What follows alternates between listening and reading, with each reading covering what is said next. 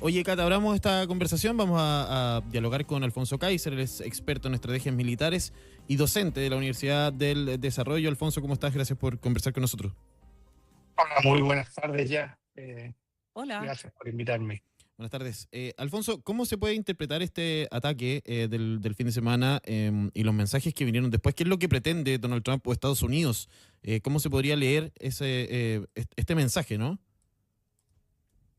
Bueno, a ver, yo creo que Estados Unidos encontró la mesa servida. Nosotros somos signatarios del Tratado de No Proliferación de Armas de Destrucción Masiva. Ujú. Dentro de estas armas entran las armas nucleares, ¿ah? Así que no hay duda en ello, y la comunidad internacional estaba tratando de parar a Irán en su desarrollo de un arma nuclear, porque las tres instalaciones que se bombardearon, que se atacaron, Ujú. no son, como decía el presidente, centrales. Las centrales son para producir energía, normalmente tienen uno o más reactores, de acuerdo a la definición, ¿ah? Y producen energía eléctrica. Estas no eran centrales, no producían nada. Lo único que estaban produciendo insumos para una bomba nuclear. Eso estaba claro y dicho por todos. Entonces, la mesa estaba servida porque Israel antes y previamente había atacado lo que había podido y había desintegrado prácticamente el sistema de mando y control, que es el cerebro de la defensa de Irán, y además no solo desarticuló eso, sino que destruyó toda su capacidad de defenderse de ataques aéreos, ¿ah? Ujú.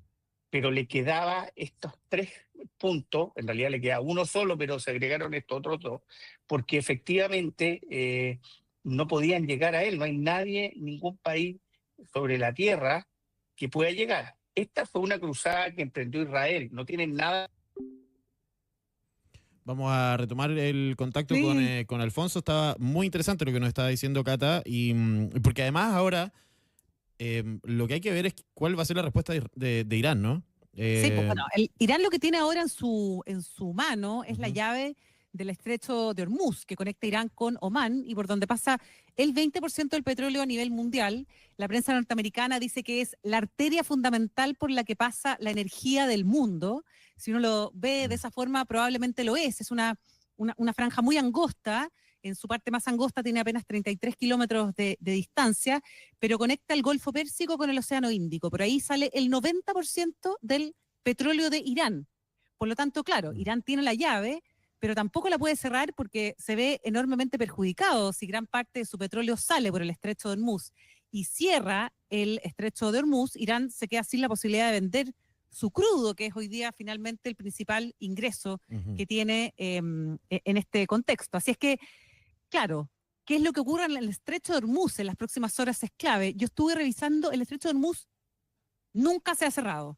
No. Siempre ha sido una llave, efectivamente, que se tensiona, se gira un poco a cierre, pero nunca, ni siquiera en momentos de conflicto bélico armado entre Irán e Irak a principios de los Ujú. 80, el estrecho de Hormuz se cerró. Por lo tanto, la posibilidad de que eso ocurra en esta oportunidad también es bastante lejana y le podríamos preguntar quizás a nuestro entrevistado que maneja mejor esa información, si es Sí, que ya está con existe esa nosotros, sí. Hola, alternativa. muy buena, llegué. Ya, Alfonso, a ver si te sumas a lo que estábamos comentando con la Cata y este factor del estrecho de Hormuz, ¿no? Que también resulta ser una llave para Irán. Bueno, básicamente es la llave de todos los países productores de petróleo para exportar su petróleo por mar, que es una de las vías que tienen. Las otras son oleoductos, eh, pero el tratamiento del estrecho de Hormuz es un paso internacional, por lo tanto, ningún país tiene el derecho a cerrarlo.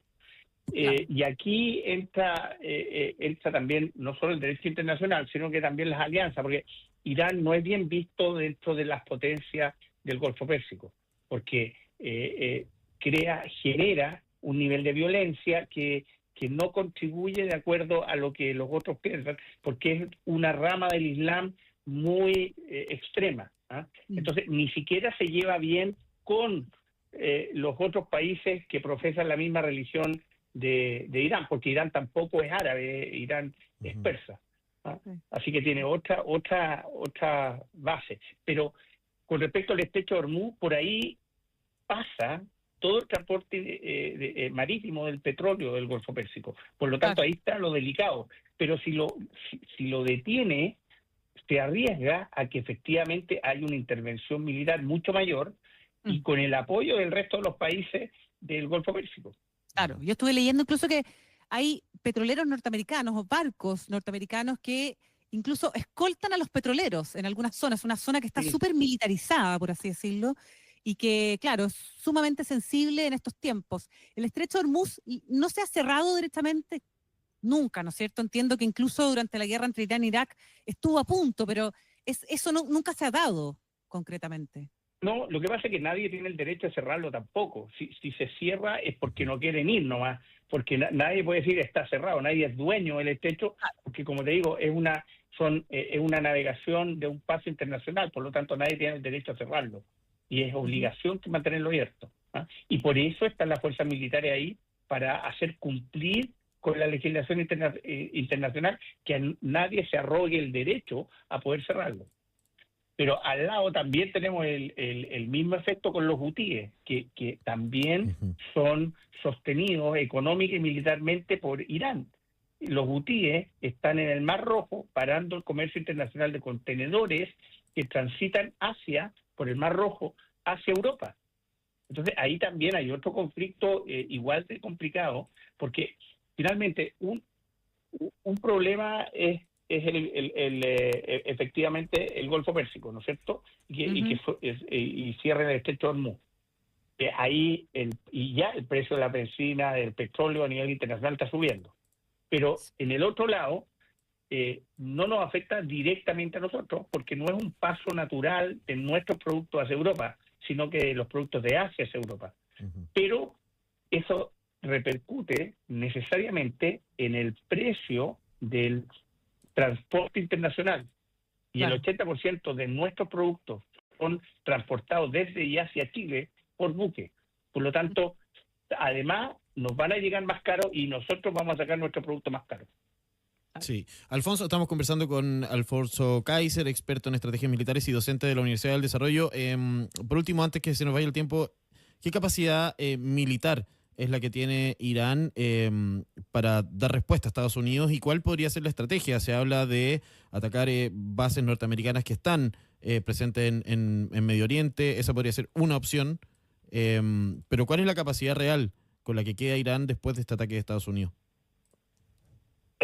El ataque a Estados Unidos no afectó en nada la capacidad militar convencional de Irán. Lo que tenía antes lo tiene ahora. No. Lo que afectó fue la capacidad de Irán de producir una bomba nuclear. Eso hay que dejarlo claro. No atacaron nada más que eso los norteamericanos. Pero previamente el ataque a Israel sí había afectado la industria militar de Irán. Y no solo eso, afectó también el sistema de mando y control. Es como el cerebro que coordina todas las actividades militares, para que ustedes me entiendan. Entonces, lo dejó a muy mal traer. Pero no está derrotado del todo, está de rodillas, pero sigue peleando, porque tiene existencia de misiles, tiene existencia de drones. Además, no olvidemos que Irán es, digamos, el mentor de 3 grupos terroristas, que es Hezbollah, Hamas y los hutíes. Y a través de ellos pueden atentar en forma simétrica con atentados del tipo terrorista, o sea, que te hagan estallar un estadio, de ese tipo. Entonces, directamente no puede afectar a Estados Unidos en su territorio continental. Lo podría afectar en sus bases con algunos misiles o drones, ni siquiera con la aviación, porque también está bastante mermada. Desde el punto de vista, también puede afectar en este sentido a Israel. Y de ahí hacia afuera solamente le quedaría ataques terroristas o el tipo de una guerra asimétrica. Bien, Alfonso Kaiser, experto en estrategias militares y docente de la Universidad del Desarrollo, muchísimas gracias por haber estado hoy con nosotros. Un abrazo. Gracias. Muy interesante. Oye, hasta luego, esté muy bien. Muchas gracias por invitarme. Pues nada, un abrazo. Cambio en el equipo.